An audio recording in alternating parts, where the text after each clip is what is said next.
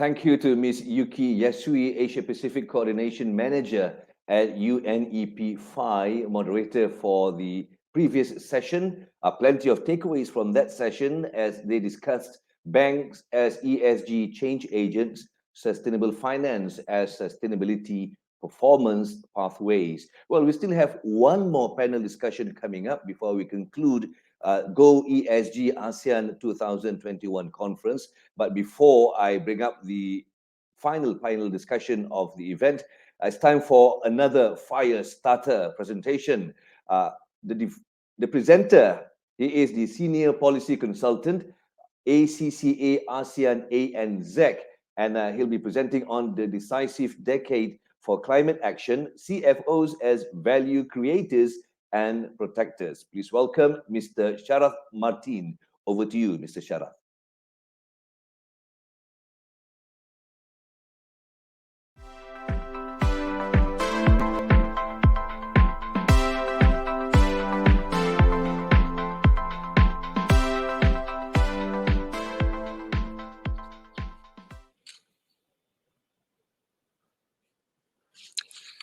A very good afternoon, everyone.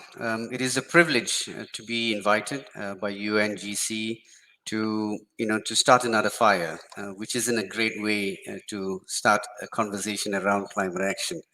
But today I would like to speak to you about a piece of research that we just did in ACCA, which looks at the role of finance and accountancy professionals and what we need to do about climate change and climate action.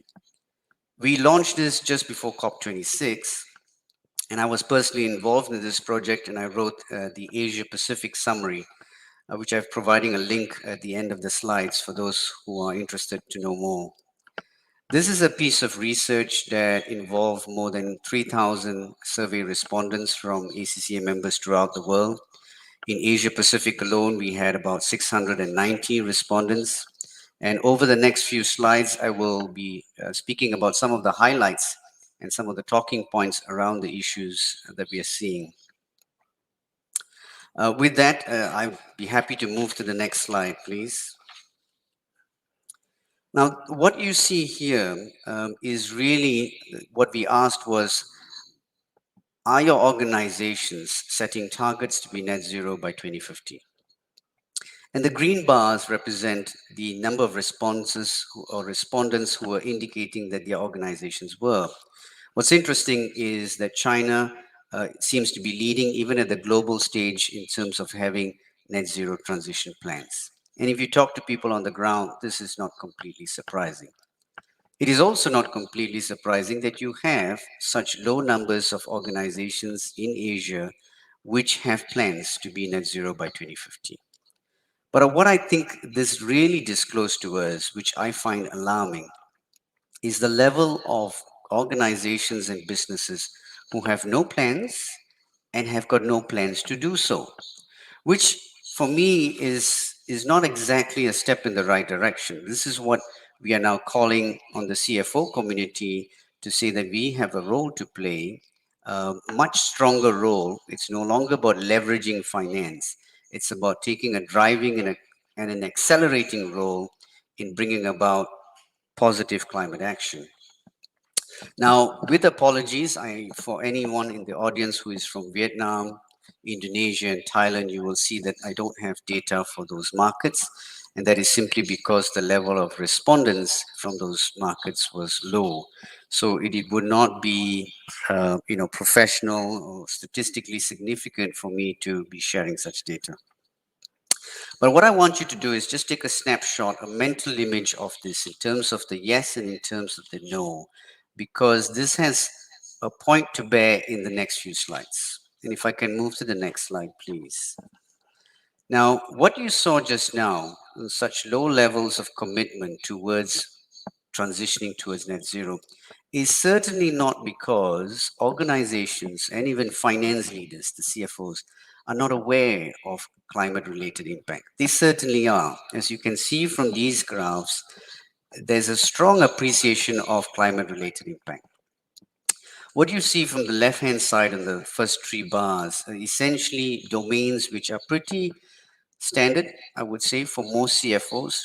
They think of regulatory impact, they think of the physical impact, which from extreme weather events is so pronounced, so evident if you're watching the media, and also in terms of the financing impact, which I think the earlier session had a session from the banking community talk about this. And I'll briefly touch on that as well.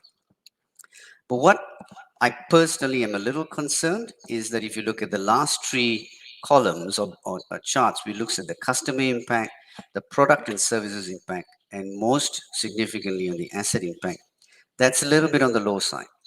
And I think this is an area that finance leaders need to start paying more attention to, because over the next few years, this is where it will play out, right?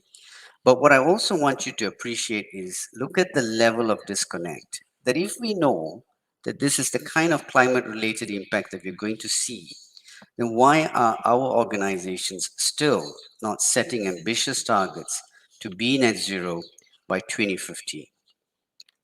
And as we talk about these bold action, this is really around decarbonizing our business models and our supply chains.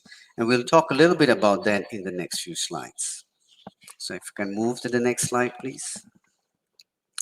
Now, this is in a way a slide which speaks to the so what, right? Because as I speak to many CFOs, you have groups who are absolutely clued in, they know what's going on, and they are very worried. And then there's also a group which are unfortunately caught in the more transactional part of life. They're busy with quarterly reporting, and there's just no time for things like this. But what I'd like to point out to the CFO community is a statistic which actually came from the World Economic Forum, and this was done in January 2020, just a few months before COVID turned everything upside down. And so this report never got to see the light that it deserved. But more than half of the world's GDP is either moderately or significantly dependent on nature.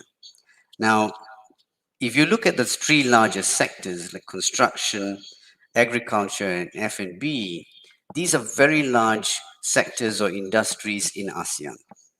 If you look at some of the other industries, which maybe not as impacted directly, but indirectly through their supply chains, they are definitely either highly or moderately dependent on nature.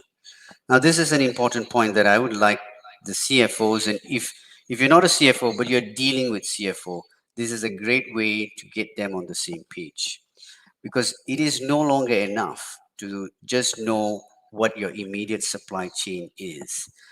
If you look around you, in whichever room you are, whether you're in office or whether you're at home, look around you and look at the number of things which are either from nature or a derivative of nature. I think you will find that these numbers correlate very strongly. And what it means is we have to go beyond our normal supply chain. We have to look at what our suppliers are actually impacted by nature, by climate change, and how that will impact us. Similarly, on the customer end, we have to be as clued up as to what's happening with our customers and their customers if you're in the B2B space. Next slide, please. So it's with that perspective that we then ask the question, then, are we investing enough today, not today, but, over the next 3 to 5 years to address climate change? And you can see the numbers here. What is important, I think, for us in this part of the world to appreciate is look at how we are lagging compared to the global numbers. Asia Pacific alone is lagging, and then if you take markets like Malaysia and Singapore, they are also falling behind. China seems to be a bit low on this score as well. Now, the key question that we asked here is, are you investing much more? We didn't put a number to it, but it's really the threshold that if where you are today, are you investing much more in addressing climate change? I'm sure some of us will look at this and say, hey, 20% is not a bad place to be. That's going to be enough to create the catalyst effect that we want. And perhaps that is true. But I also want you to understand and appreciate that first slide that I talked about, because that points us to the fact that even if we are planning to invest, our investments may not result in a net zero environment by 2050. So this is just taking some initial positions and investments into the space, but not really aligned with the science-based targets, not really aligned with getting towards a net zero world by 2050. So this is an important point which I think we need to bear and reflect on and bring it into our organizations that if you're going to invest, this is what we need to be looking at. Next slide, please. Now, the opportunities for accountants are clearly vast. From strategy to risk management, from leveraging on sustainable finance, from analytics, right? This is where accountants typically play because we are very good at integrating the financial and non-financial parts of the business, and this is where we need to continue to play a role. Reporting is going to be even more critical in this next decade. Okay, let me move to the next slide. Now, I hope this slide has already been mentioned in the earlier session, but if not, I just want to impress upon our finance leaders that there is this movement called responsible banking and investment. And I've left out one more piece just, because of space, which is insurance. Now, the insurance industry has been facing losses relating to catastrophes.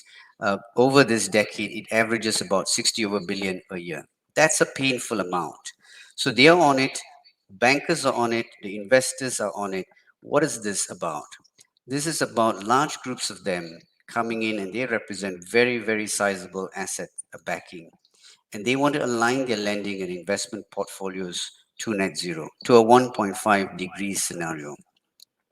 Now, as a CFO of whether it's a listed company or any other company, and you're tapping on finance, you're tapping on investors, you need to be aware that this movement could either affect you like a pincer attack from both sides, or you could turn around and leverage it. How? By using it for sustainability linked finance, right? And these are areas that we can go on talking about for a much longer time, but I'm time compressed, so I'll just have to leave this point with you. But please engage with your bankers, your investors to learn about how they will support your transition towards net zero. And then on the last slide that I have, sorry, it's the second last. If you can move to the next slide, please.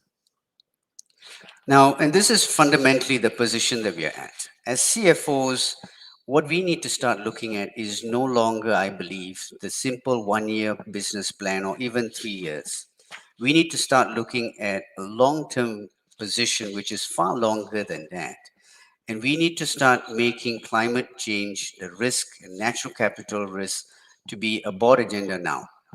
There is no time to keep pushing this issue. I'm sure many of the other speakers have talked about how we need to be somewhere by 2030, and clearly we need to halve emissions by 2030, and clearly we're not there. So the second point is around building net zero transitions, and I said, have intermediate targets for up to 2030. We need to do this by putting climate change and natural capital risk at the heart of our strategy.